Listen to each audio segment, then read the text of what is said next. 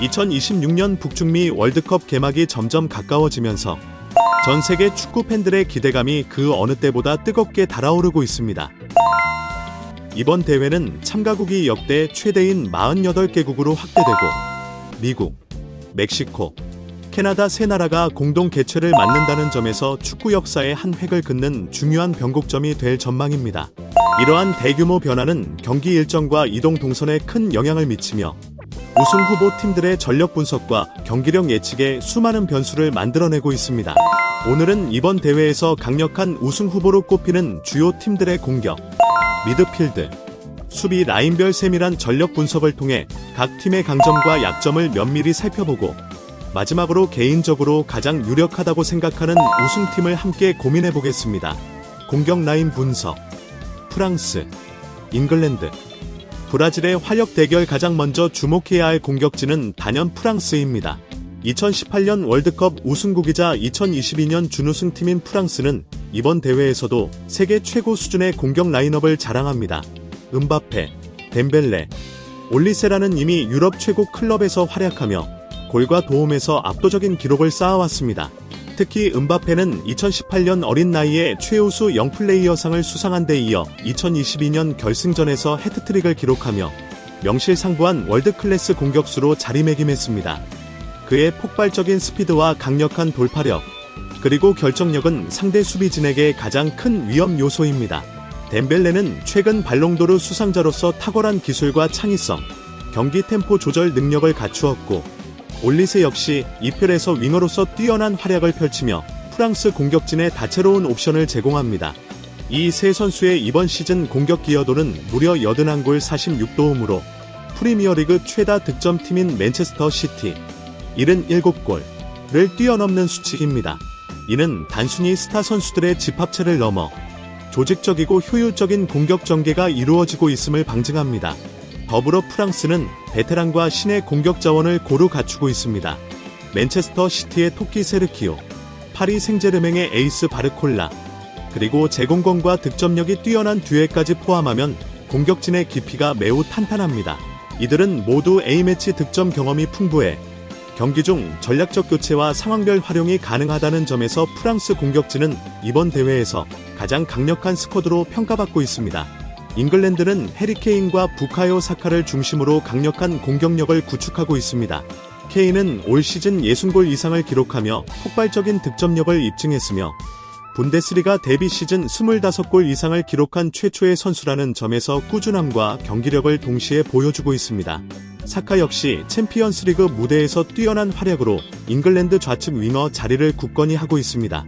잉글랜드는 케인 백업으로 와킨스, 토니 등 꾸준히 15골 이상 기록하는 선수들이 대기 중이며 이로 인해 케인 없이도 공격력을 유지할 수 있다는 점이 큰 강점입니다. 브라질은 네이마르가 국가대표팀에 복귀하며 넘버 10 역할을 맡아 공격을 주도합니다.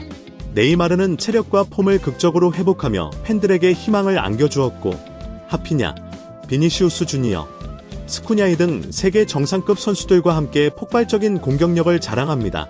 비니시우스는 최근 코파 아메리카와 월드컵 예선에서 최다 득점자로 활약했으며 하피냐 역시 예선 최다 득점자입니다. 또한 프리미어리그 22골을 기록한 이구르티, 드리블에 강한 애니키, 임대 후 기량이 급성장한 앤드리, 본머스의 꾸준한 득점자 하양 등 젊은 공격수들의 급성장도 브라질 공격진의 깊이를 더합니다. 감독 안티의 탁월한 선수 관리와 전술 운영 능력 역시 브라질의 강력한 무기입니다. 반면 아르헨티나, 스페인, 포르투갈은 공격진에서 다소 아쉬움이 있습니다. 아르헨티나는 메시를 중심으로 한 조직력을 갖췄으나 이번 대회가 메시의 마지막 월드컵일 가능성이 높아 그의 체력과 경기력 유지가 큰 변수입니다. 스페인은 오야르사발, 야말, 니코 등 재능 있는 선수들이 있지만 부상과 경험 부족이 변수로 작용할 수 있습니다. 포르투갈은 호날두를 비롯한 화려한 공격 자원이 있지만 골 생산성에서 불안정한 면이 여전히 존재합니다. 노르웨이는 엘링 홀란드의 첫 월드컵 출전이라는 점에서 특히 관심을 끌고 있습니다. 홀란드는 이미 유럽 정상급 스트라이커로 평가받으며 이번 조별리그에서 프랑스와 맞붙는 빅매치가 기대됩니다. 홀란드뿐 아니라 누사, 세롤르트, 알레디 등 공격 자원들의 꾸준한 득점력은 노르웨이의 공격 폭발력을 예고하며 유럽 예선에서 경기당 6골이라는 기록은 이 팀의 공격력을 상징합니다. 중원 전력 분석. 스페인과 포르투갈의 탄탄한 허리. 프랑스의 창의성 부족. 중원에서는 스페인과 포르투갈이 가장 강력한 티어에 속합니다. 스페인의 중원은 로드리, 페드리, 파비안, 가비, 메리노, 만디 등 다재다능하고 기술적인 선수들로 구성되어 있습니다. 이들은 포지션을 넘나들며 유기적으로 연계되어 경기 운영과 공간 창출에 탁월한 효율성을 보입니다. 페드리 부상 시에도 파비안과 올모가 빈자리를 훌륭히 메우는 등 선수층의 폭과 깊이가 두드러집니다. 포르투갈은 비티니아, 주앙 네베스, 브루노 페르난데스라는 유럽 최고 수준의 미드필더 트리오를 보유하고 있습니다. 이들은 챔피언스리그 우승과 프리미어리그 최고 도움 기록 등 국제 무대에서 검증된 선수들입니다. 베르나르도 실바, 후앙 레이스 등 훌륭한 대기 선수들도 포르투갈 미드필드의 두터움을 뒷받침합니다. 잉글랜드 중원 역시 라이스, 앤더슨, 벨링엄의 조합을 중심으로 견고함을 자랑합니다. 라이스는 수비형과 공격형 미드필더를 모두 소화하며 팀 내 리더십을 발휘하고, 앤더슨은 뛰어난 오프 더 볼 움직임과 수비 가담으로 중원을 보완합니다.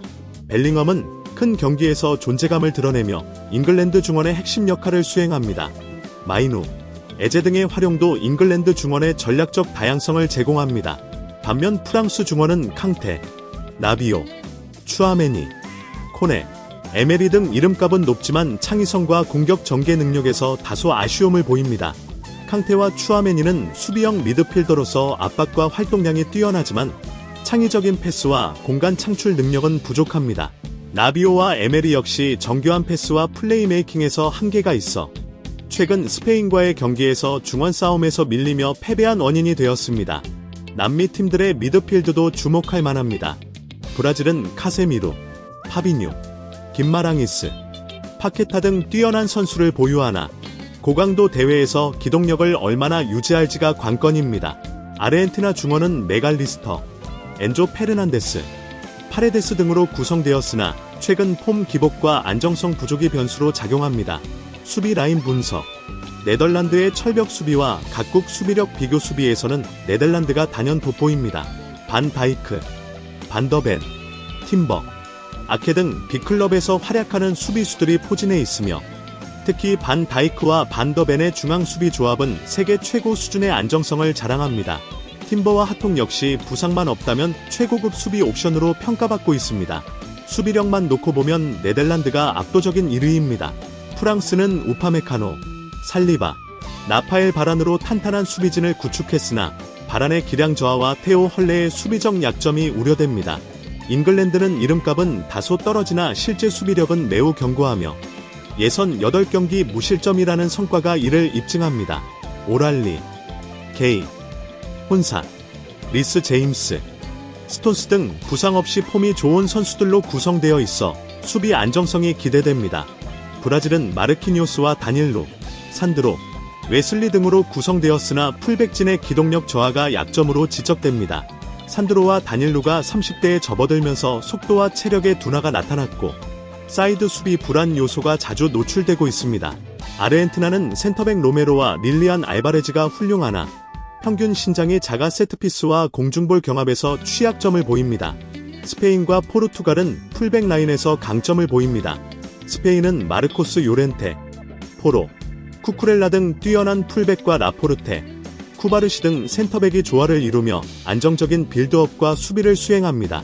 포르투갈 역시 누누 멘데스, 마테우스 누네스, 칸셀로 등 다양한 풀백 옵션을 갖추었으나 센터백 라인에서는 디아스 부상과 아라우조, 이나쇼의 경험 부족이 약점입니다. 종합평가 및 우승 후보 전망. 공격, 미드필드, 수비 전력을 종합적으로 고려하면 이번 2026 북중미 월드컵의 우승 후보는 프랑스와 스페인으로 압축할 수 있습니다.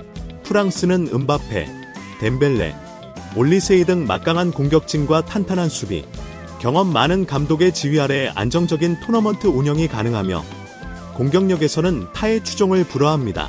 잉글랜드와 브라질도 뛰어난 득점력을 자랑하지만 전력의 균형과 깊이 면에서 프랑스에 다소 밀립니다. 스페인은 미드필드의 기술력과 전술 이해도가 뛰어나 경기 운영에 강점을 지니지만 결정적인 골을 책임질 공격 자원의 부족이 아쉬움으로 남습니다. 네덜란드는 수비에서 압도적 우위를 갖고 있으나 전반적인 공격력과 중원 전력에서 다소 뒤처지는 점이 우승 경쟁에서는 불리하게 작용할 수 있습니다. 따라서 개인적으로는 프랑스가 근소한 차이로 이번 월드컵 우승 트로피를 들어 올릴 가능성이 가장 높다고 봅니다. 물론 축구는 변수가 많은 스포츠이기에 경기 당일 컨디션, 전술 변화, 선수 부상 등 다양한 요인에 따라 결과가 달라질 수 있음을 늘 염두에 두어야 합니다. 마무리. 이번 2026년 북중미 월드컵은 참가국 확대와 개최국 분산이라는 새로운 환경 속에서 예측 불가능성과 다채로움이 극대화된 대회가 될 것입니다. 프랑스의 막강 공격진, 잉글랜드와 브라질의 강력한 득점력, 메시의 마지막 도전과 스페인과 포르투갈의 중원 운영, 노르웨이의 신흥 강호 부상 등 다양한 요소들이 복합적으로 작용하며 축구 팬들에게 잊지 못할 명승부를 선사할 것입니다. 앞으로 남은 시간 동안 각 팀들의 준비 과정, 선수 컨디션, 전술 변화 등을 지속적으로 관찰하며 대회를 기다리는 즐거움을 만끽하시기 바랍니다.